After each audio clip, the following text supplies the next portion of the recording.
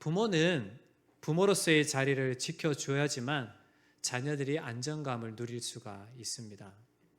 직장인은 직장에서 자기의 위치에서 일을 할 수 있어야지만 직장이, 회사가 잘 운영이 되는 것처럼 성도는 성도들이 있어야 할 자리가 있습니다. 어디일까요?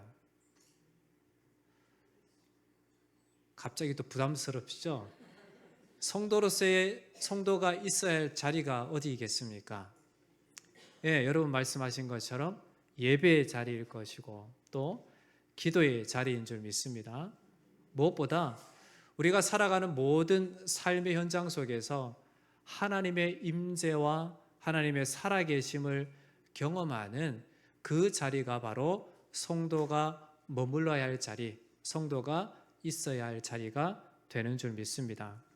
왜냐하면 예수 그리스도와 동행하는 것이 바로 성도의 삶이고, 그리고 그 예수 그리스도께서 우리를 구속하시고 속죄함을 통하여 하나님의 거룩한 자녀, 백성이 되었기 때문에 그렇습니다. 그러기에 늘 우리가 그리스도 안에 주님과 동행하며 그분과 함께하는 삶이 저와 여러분들의 삶이 되시기를 주의 이름으로 축원합니다.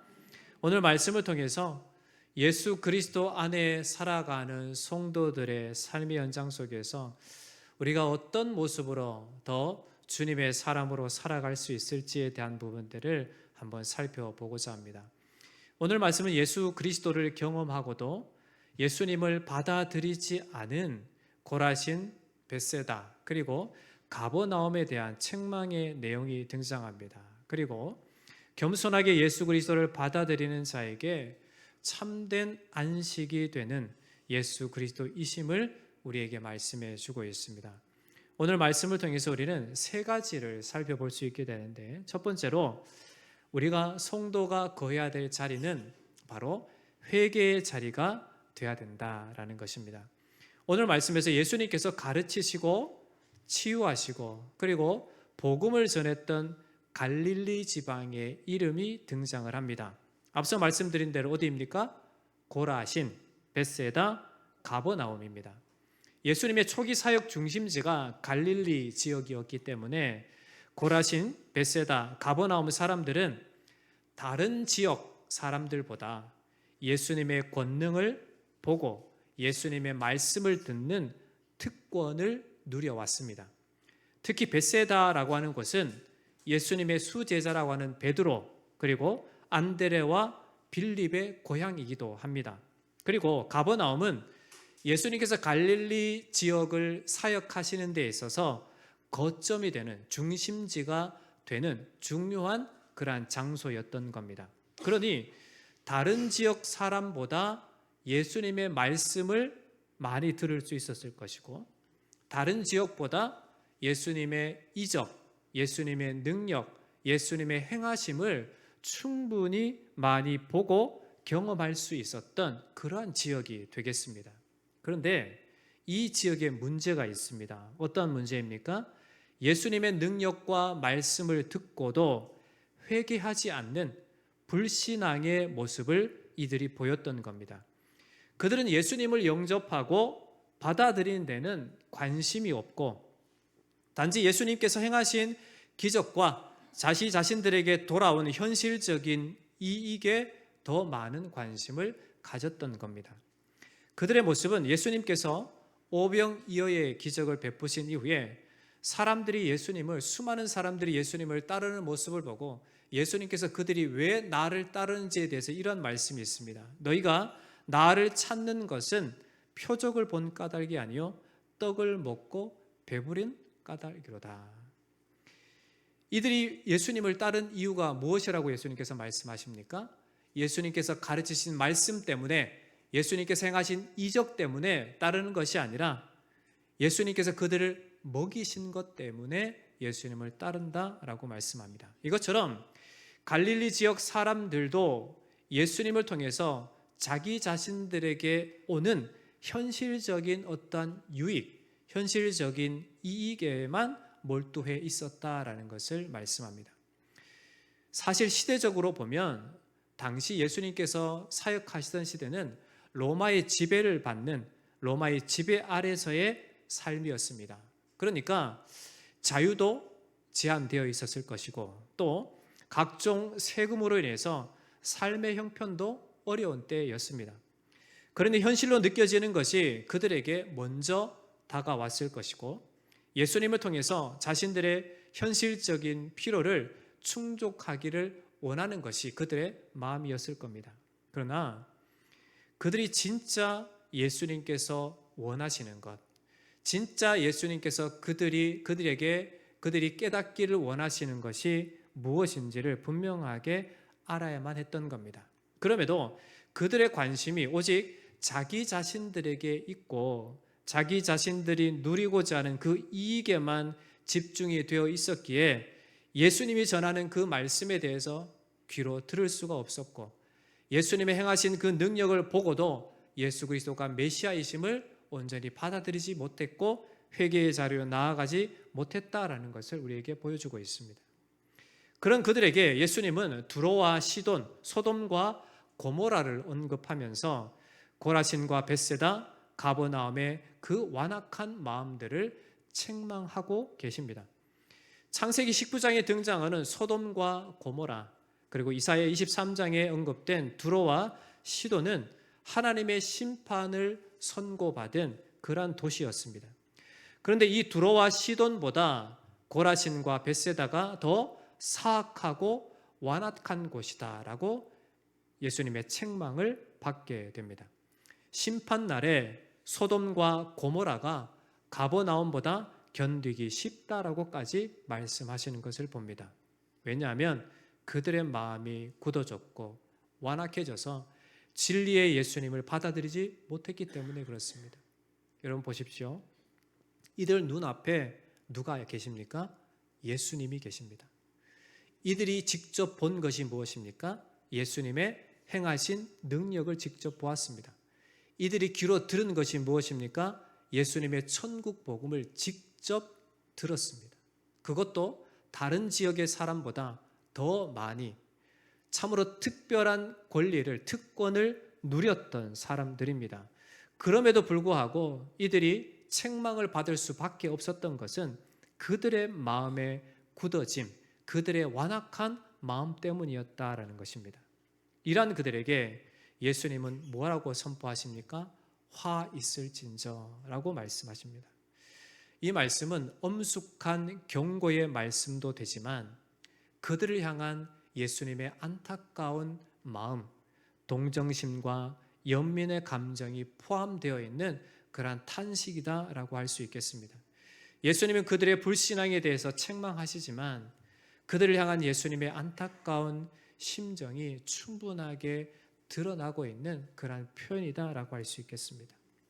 그렇다면 이 말씀을 살펴볼 때 오늘날 우리의 모습은 어떠한가를 한번 살펴볼 수 있어야만 합니다. 우리는 참 현실적인 문제에 너무나 민감하게 반응을 합니다. 그래서 현실적인 이익을 위해서 예수님을 이용해 먹고 있지 않는가도 생각해 볼 수 있습니다. 아니면 다른 무엇이 없어도 주님께서 나의 생명이신 줄 믿고 그렇게 살아가는 삶의 모습이 성도로서의 삶의 모습일진데 우리는 우리 눈앞에 보이는 현실적인 유익 때문에 예수님을 멀리하는 그런 어리석음을 보여주고 있지 않나 생각해 볼 수 있어야만 됩니다. 우리가 살아가는 삶의 모습은 현실을 무시하며 살아갈 수 없는 그런 삶의 현장입니다. 그러나 예수님을 따르는 성도로서 우리는 무엇보다 주님을 온전히 믿고 따를 수 있는 삶이 되어야만 합니다. 이것이 진리의 삶입니다. 이것이 성도의 삶입니다.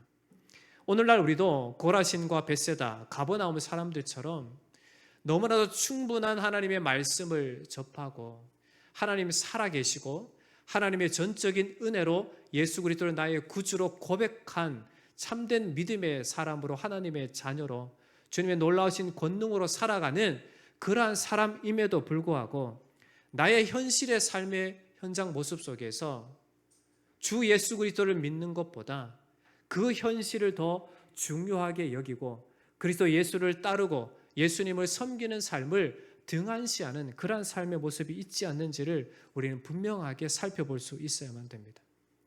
은혜 안에 살아간다면서 은혜인 줄 모르고 내 힘으로 살아가고 내 지혜로 내 능력으로 살아가는 삶의 모습을 우리는 철저히 돌이켜 우리가 살아가는 모든 삶의 시간이 하나님의 전적인 은혜로 살아감을 우리는 고백하고 믿음으로 살아갈 수 있어야만 되는 겁니다.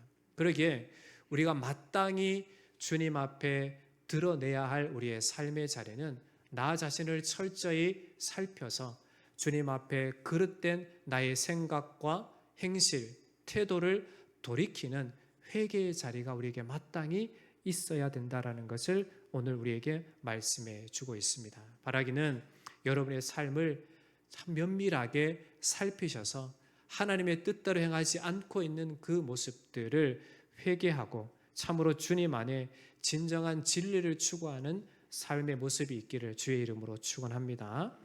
두 번째로 성도가 있어야 할 자리는 무엇인가? 바로 겸손의 자리입니다. 가장 많은 권능을 보고도 교만과 회개하지 않은 반응을 보인 이 도시들에게 예수님은 25절 말씀에 이렇게 말씀하십니다. 천지의 주제이신 아버지여, 이것을 지혜롭고 슬기로운 자들에게는 숨기시고 어린 아이에게는 나타내심을 감사하나이다. 이렇게 말씀하십니다. 우리가 생각할 때 세상에서 참으로 지혜롭다라고 여김을 받는 사람들, 슬기롭다라고 취급받는 사람들은 무엇이든지 다 잘 알고 그리고 현명하게 판단하며 산다라고 이렇게 생각을 합니다. 단적인 예를 들면 여러분보다 더 많이 배운 사람 앞에 우리는 쉽게 고개를 숙입니다. 그러나 예수님의 지혜는 그것과 다르다라는 것을 우리는 분명히 알아야만 됩니다. 세상에 아무리 많은 지혜와 지식을 가졌다 해도 사람들이 인정하는 슬기로운 사람이라 하더라도 하나님 앞에 겸손하지 않으면 그들은 결코 하나님 나라를 유업으로 받을 수 없다라는 사실을 아셔야만 됩니다.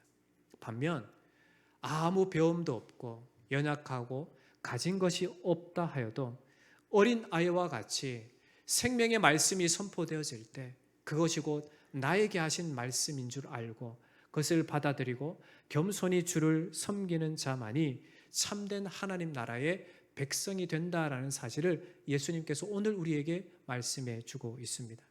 그러기에 우리는 어떠해야 합니까? 어린 아이와 같이 우리 주 예수를 겸손히 따르고 섬기는 그러한 삶의 발걸음이 되어야 되는 것입니다. 우리가 살아가는 삶의 현장 속에서 비록 현실의 삶이 어렵고 나의 어떤 힘과 나의 지혜로 살아갈 수 있다라고 그러한 교만한 마음을 가지지 말고 이 모든 것들이 나에게 주어진 은혜의 시간인 줄 알고 오직 우리의 생명 대신 예수 그리스도만을 의지하는 그러한 겸손한 자리로 여러분 나아갈 수 있어야만 되는 겁니다. 여러분, 생명의 말씀이 선포되어질 때 이 말씀이 여러분의 귀에 들려져 오십니까? 하나님의 말씀이 선포되어질 때 그 말씀이 여러분의 심령을 찢고 여러분의 심령을 때리고 여러분의 심령을 바르게 주님을 향하도록 그렇게 만드는 말씀으로 받아들여집니까? 바라기는 하나님의 말씀을 묵상하고 하나님의 말씀을 보고 하나님의 말씀을 들을 때에 길이요 진리요 생명 되신 이 말씀이 여러분의 귓가에 쟁쟁하게 들려지는 은혜가 있기를 축원합니다. 그리고 이 진리의 말씀이 여러분의 심령을 살리는 말씀이 되시기를 간절히 축원합니다. 그렇게 하나님의 말씀이 나의 것으로 받아들여지기 위해서 조건이 있습니다. 그것이 무엇입니까? 주님 앞에 겸손한 자가 되어야만 됩니다. 오직 주님께 모든 것이 있음을 고백하고 오직 주님만이 나의 소망인 줄 믿고 참으로 주님 앞에 의지하며 겸손하게 나아가 주님만을 붙잡는 그러한 삶의 모습이 있어야 된다는 겁니다. 여러분, 어린아이가 두려울 때 누구를 찾고 누구를 붙잡습니까? 부모를 찾고 부모를 붙잡습니다. 그 표현은 무엇입니까? 엄마 아빠가 아니면 나를 이 두려움에서 건져낼 수 있는 사람이 없다라는 표현입니다. 그처럼 우리는 이 시대를 살아가지만 비록 나의 힘과 나의 지혜로 세상이 주는 그러한 지혜로 살아갈 수 있을 것처럼 그렇게 느껴지지만 그것이 아님을 여러분 분명히 하시고, 어떠하든지 예수께만 소망이 있고 예수님 아니면 안 된다라고 하는 그러한 마음으로, 그러한 간절함으로 겸손히 주님만을 붙잡고 살아가는 여러분 되시기를 주의 이름으로 축원합니다.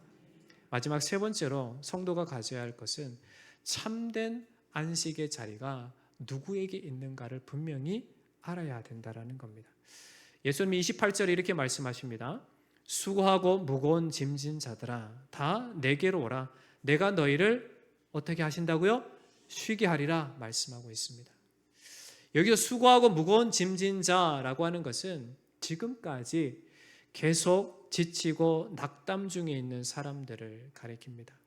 힘겹고 당시의 어려운 노동이나 또 육체적인 노동과 정신적인 노동으로 지치고 약해져 있는 사람들을 가리킵니다. 당시 로마의 압박 속에서 육체적으로 정신적으로 쇠약해 있는 사람들이고, 그리고 더 나아가서 당시 죄의 짐에 눌려 있는, 죄 아래 살아가는 모든 영혼들을 일컬어 수고하고 무거운 짐진 자라고 표현을 하고 있습니다. 오늘날에도 사람들은 삶의 현실 속에서 경험하는 힘겨움이 분명히 있습니다. 이 자리에 있는 여러분들도 분명히 여러분의 심적인 어려움과 부담, 여러분의 삶의 현실적인 다양한 어려움, 문제, 그러한 힘겨움들이 있는 줄 압니다. 그렇다면 어떻게 해야 될까요? 주님의 말씀에 귀를 기울여야 하고, 주님의 뜻대로 수고하고 무거운 짐진 자들아 다 내게로 오라 라고 하신 주님의 말씀을 들어야만 되는 겁니다. 그 말씀을 듣지 않고 이 현실의 어려움을 조금이나마 벗어나기 위해서, 해결하기 위해서 세상적인 방식을 택해서는 되지 않습니다.